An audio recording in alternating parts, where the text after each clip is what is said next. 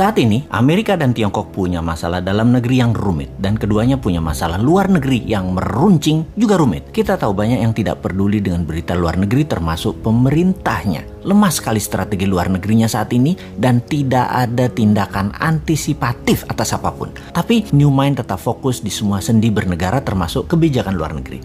Kita bahas dan apa efeknya untuk Indonesia. Adakah ancaman resesi keuangan Amerika yang katanya punya hutang yang jatuh tempo Oktober tahun ini? Lalu, apakah ancaman salah satu perusahaan terkaya Tiongkok yaitu Evergrande yang hutangnya mencapai 7.000 triliun yang terancam gagal bayar? Akankah bisa picu krisis keuangan di Tiongkok seperti subprime mortgage di tahun 2009 di Amerika? Apa dampak hal tersebut? 1.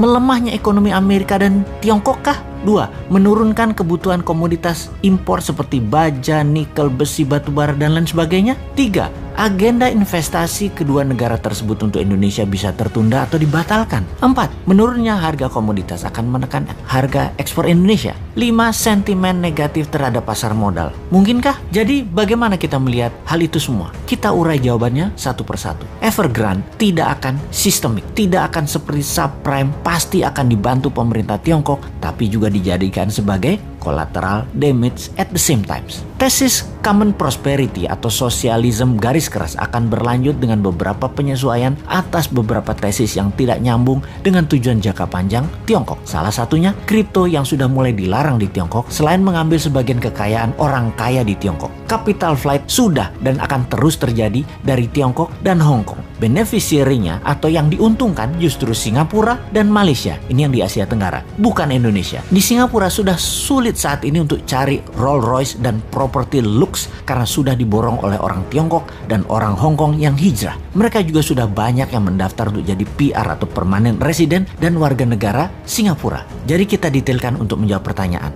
Nomor 1, Tiongkok akan mengalami koreksi ekonominya karena konsumsi domestik Tiongkok akan melemah. Sementara Amerika tidak akan melemah karena konsumsi domestik di Amerika masih robust. Bahkan Bank Sentral sudah mengisyaratkan akan melakukan tapering atau pengurangan QE karena ada kecenderungan untuk inflasi. Sebentar, sahabat perlu dijelaskan apa itu robust dan apa itu tapering.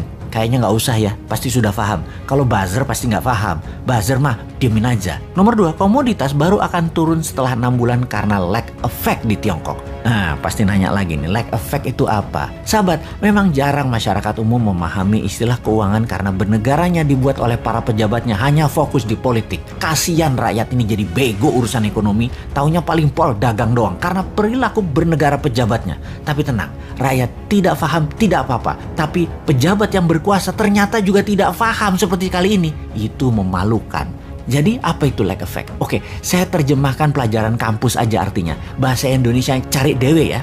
Oke, lag effect is the potential ineffectiveness in fiscal policy due to the time it takes to recognize an issue. Dah, itu aja artinya. Cari sendiri ya artinya. Kita lanjut. Nomor 3, capital flight dari Tiongkok nggak akan ke Indonesia. Amerika dan Tiongkok telah melakukan QE masing-masing sebesar 5 triliun dolar. Amerika 4 triliun, Tiongkok 1 triliun dalam 20 bulan terakhir. Tapi nggak akan ada imbasnya ke Indonesia secara berarti. Pasti pada nanya lagi, QE itu apa? Wes, kali ini Bosman jadi orang belagu dah, sok berilmu. Niatnya cuma satu sih, nantang manusia yang katanya terbaik bidang ekonomi. Oke, QE itu adalah quantitative easing. Terjemahan bebasnya adalah printing money. Wes, paham ya? 4. Harga ekspor komoditas akan terkoreksi setelah 6 bulan dari saat ini, tapi akan bergerak hanya turun sedikit. 5. Pasar modal akan terkoreksi sedikit tapi akan terbang kembali. Dikarenakan uang beredar di Amerika, di Uni Eropa, di Jepang, di Tiongkok masih masif. Rasio M2 terhadap GDP masih jauh di atas 100%.